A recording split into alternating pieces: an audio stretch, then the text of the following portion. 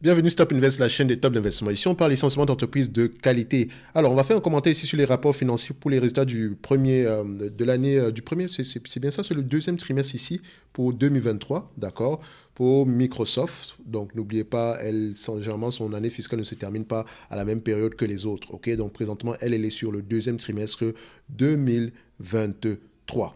OK? Donc, sur ce 2023-là, qu'est-ce qu'on observe ici aujourd'hui? C'est que le revenu est plutôt stable par rapport à ce qu'on a connu l'année précédente. N'oubliez pas, 2020-2021 ont été des périodes exceptionnelles pour cette compagnie-ci, d'accord? Donc la pandémie, etc.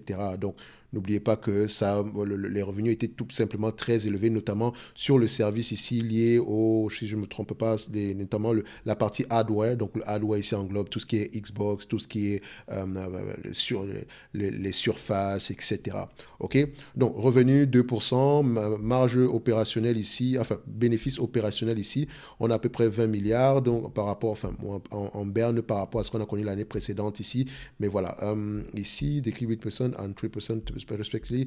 Donc ici, on a en berne, mais il faut savoir pourquoi, comme je l'ai toujours dit, quand vous lisez un rapport financier, on essaie de savoir ce qui s'est passé, pourquoi ça s'est passé et à quoi s'attend à court terme ici, ainsi que l'état du bilan.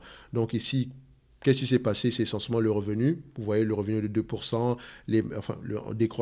croissance du revenu de 2%, les marges sont, en termes de volume, sont en berne, en termes de bénéfices nets également, sont en berne, en termes de bénéfices nets par action, on a également des marges en berne.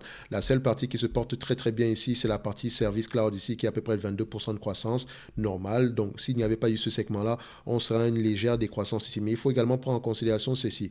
Quand on regarde ici par rapport au segment ici, on se rend compte que par exemple, l'entreprise est grandement impactée ici par les variations du taux de change ici et également par le service ici de hardware. Donc, il faut vous dire, c'est que si vous regardez la plupart de ces services, il y a de la croissance. Hein. La plupart des revenus issus des services, il y a de la croissance. Ok, si vous regardez ça de ce côté-ci, donc, si on prend en considération Persistent Change, voilà, à part aussi Windows Original Equipment, donc ça, c'est la partie qui concerne ici comment on appelle ça? C'est la partie qui concerne les hardware, donc tout ce qui est Microsoft Surface, etc. Donc moins 39%. C'est quand même une partie qui pèse énormément. Vous voyez également que Xbox pèse énormément, d'accord? Moins 12%. Bon, on peut également avoir un impact du cloud ici. Mais si on compare ici, si on ne prend pas en considération la variation du taux de change, d'accord? Vous allez voir que c'est plutôt une croissance de 3% ici. Et les segments qui sont réellement en berne sont un la partie hardware, ordinateur, surface, etc. La partie ici Xbox, ok. Et voilà, le device ici, il faut que j'aille voir à peu près qu'est-ce qui est situé dans le device ici. Mais tout ce que c'est la partie des hardware qui a eu plus, voilà, qui a eu qui s'est pas bien comporté durant cette période-là. Et c'est tout à fait normal également parce qu'elle a eu une période exceptionnelle passée. Elle a eu une très belle période en 2020-2021 ici. Donc c'est tout à fait normal qu'on se retrouve un tout petit peu en train de souffrir ici. Parce que quand on regarde maintenant les revenus du point de vue, voilà, par rapport au trimestre ici, regardez.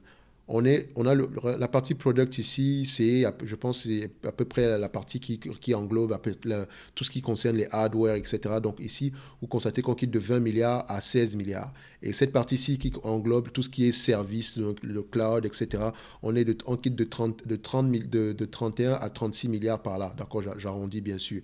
Donc vous voyez ici que par rapport à l'année précédente également, sur les 6 derniers mois, on a une croissance, d'accord, sur la partie service, alors que sur la partie hardware, on a une diminution. Et comme je l'ai dit, c'était une période assez exceptionnelle ici. Donc ici, on va plutôt revenir à la normale. Heureusement que cette partie-ci se maintienne. Donc c'est ce qu'on peut demander à Microsoft, ce qui prouve que sa diversification ici, la diversification ici de ses revenus et ses marges ici est assez bonne. Donc ça lui permet ici de pouvoir se maintenir.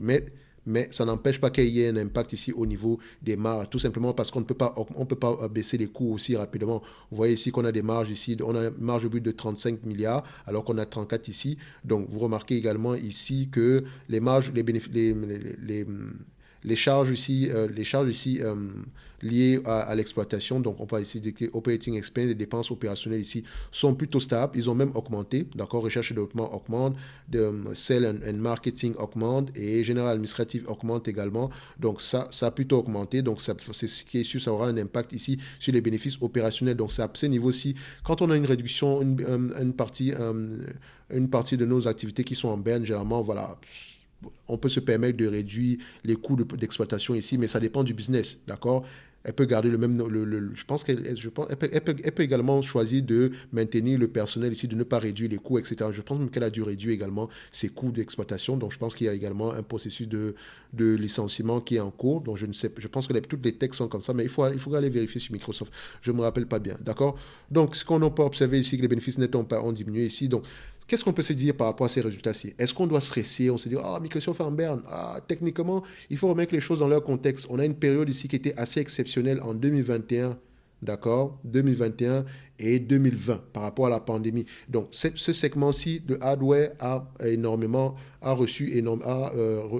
eu des revenus très élevés en très peu de temps. Donc maintenant, on va dans la normalisation. Donc il est tout à fait normal que Microsoft se maintienne. Si on était plutôt une décroissance ici, on se serait dit, ah, c'est un peu compliqué. Mais décroissance dans quel segment? Si on avait plutôt une décélération ici au niveau du segment du cloud ici, donc de tout ce qui est service, on se serait peut-être inquiété. Mais pour Microsoft, en date, je pense que ces résultats sont assez corrects ici. De toutes les façons, c'est sur 12 mois, d'accord? En période difficile ici, voilà, on va s'entendre que ça va être de plus en plus compliqué. Donc, qu'est-ce qu'on peut rajouter d'autre ici? Après, ils ont parlé de ChatGPT dans leurs affaires de transcript ici. J'ai pas tout écouté le transcript. J'ai pas écouté le transcript entièrement. J'ai commencé, je pense que je me suis arrêté peut-être dans la période des questions-réponses. J'ai peut-être écouté les 5 premières minutes ici.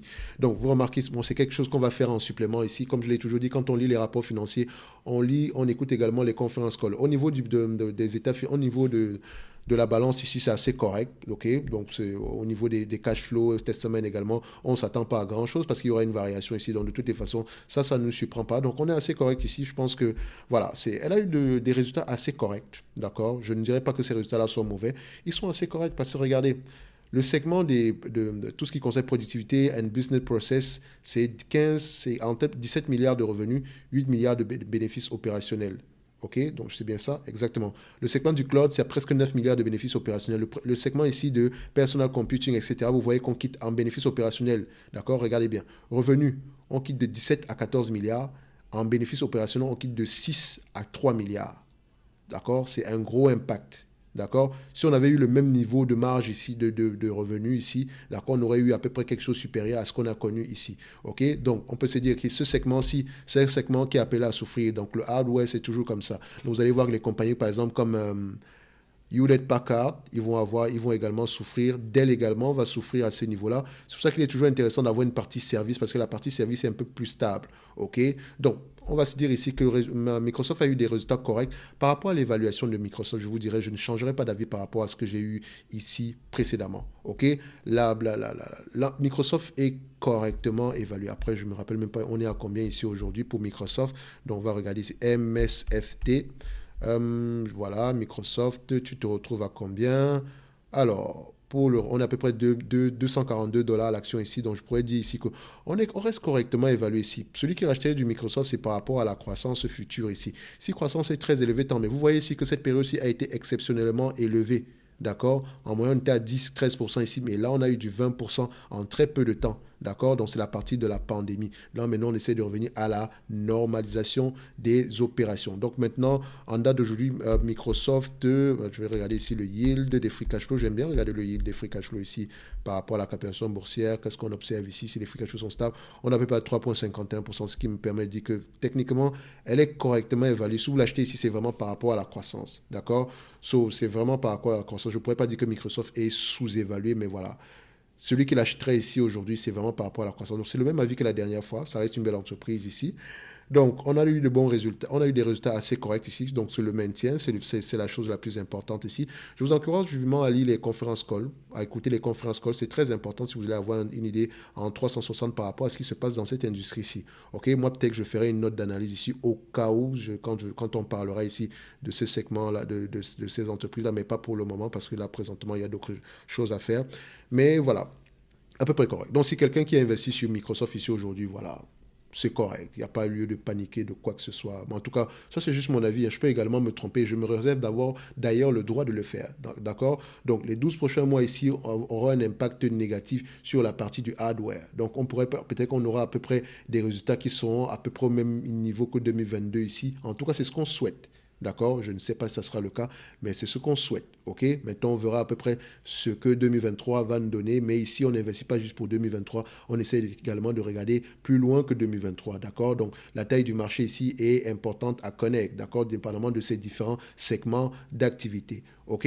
So, moi, je peux me dire ici que j'aime bien ce que j'ai vu. Ça sera, n'empêche que je ne considère pas que ce soit une opportunité d'investissement. Enfin, pour moi, je n'achèterai pas du Microsoft aujourd'hui. Ouais, parce que je suis très cheap, d'accord? J'aimerais aussi. Parce que le capital étant limité, il faut que je favorise uniquement les meilleures opportunités en date d'aujourd'hui. Je pense que j'ai une meilleure opportunité avec du Google, donc je préfère me cantonner à Google. Je n'ai pas besoin de m'éparpiller avec du Microsoft. Idéalement, si Microsoft m'offrait un prix d'entrée aux alentours ici des 100, 150, 180 dollars l'action ici, on pourrait peut-être réfléchir. Mais dans tous les cas de figure, au prix actuel, vous ne surpayez pas non plus. Et si Microsoft continue à avoir une croissance pareille, voilà, vous pouvez être certain que voilà, vos actions sont, vous allez pouvoir récupérer au moins votre somme de départ. OK? Donc, n'oubliez pas, le lien vers la newsletter Top Premium est dans la description de la vidéo et également le gratuit. Donc, la newsletter gratuite, parce qu'on en a deux ici, le Top Premium et la newsletter gratos ici. Donc, n'oubliez pas, je pense que je l'ai assez fait la pub ici du segment ici Top Premium. OK? Vous avez le lien dans la description de la vidéo. Allez voir à quoi ça ressemble. D'accord? So, pour Microsoft, voilà, on reste toujours assez confiant. Le dividende, etc., je vous laisse sur la même vidéo que précédemment ici. Mon avis n'a pas changé. Donc, on continue à observer l'entreprise. C'est une très, très belle entreprise à avoir en portefeuille. Si vous voulez vraiment l'acheter en date d'aujourd'hui, n'allez pas avec une grosse partie de votre portefeuille parce que je pense qu'il y aura de meilleures opportunités sur le marché. Il y a même de meilleures opportunités sur le marché par rapport à Microsoft. Faites attention à Meta. Meta revient. Je ne sais pas, mais j'ai vu des statistiques la dernière fois concernant Meta par rapport à l'utilisation, la durée le temps d'utilisation des plateformes Meta est plus élevé que sur TikTok. Si on prend principalement Instagram. Donc pour tous ceux qui disent ici que Meta va mourir, TikTok, blablabla, vous n'êtes même pas encore au début.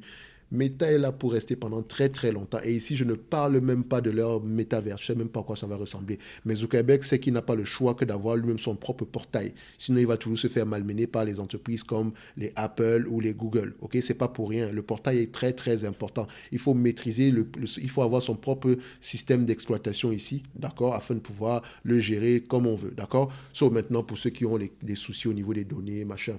Je pense que Apple, Microsoft comme Google ont besoin de vos données, même s'ils vont vous dire le contraire, que non, on vous protège, machin. Toutes les compagnies techno ont besoin de vos données. OK? D'une manière ou d'une autre, elles ont accès à vos données. Même si elles veulent jouer les chevaliers blancs, etc. C'est uniquement à leur. Faites attention à ça. Bref, Microsoft, très bonne entreprise, mais au prix actuel, on va rester sur les lignes de côté. La vidéo d'évaluation est toujours d'actualité, donc celle qu'on a fait ici à peu près à la période de, bon, je pense qu'il y a un mois ici, donc allez la voir à peu près afin d'avoir une idée générale de ce qui s'est passé. On va se donner rendez-vous sur la prochaine vidéo et d'ici là, portez-vous bien. Merci.